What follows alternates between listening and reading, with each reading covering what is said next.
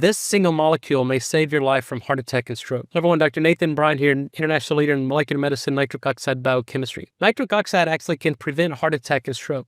And scientifically, we look at this through the function of platelets. Platelets are part of our blood cells that actually activate and form clots.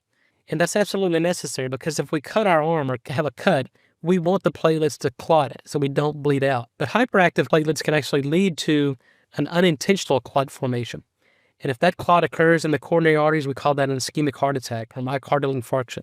If that clot occurs in the cerebral arteries, we call that an ischemic stroke, and it's a thrombus.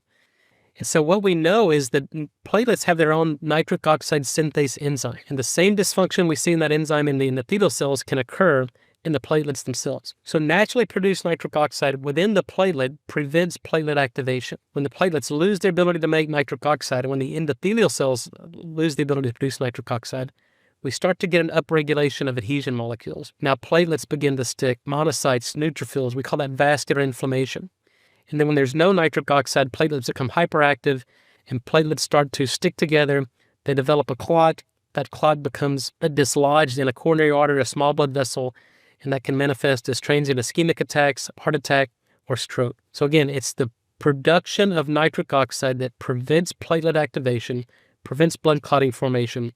If we restore the body's ability to make nitric oxide, restore the function of the NOS enzyme in the endothelial cells, in the platelets, then we can have normal circulation and no unexpected clot formation, and it can save you from heart attack and stroke.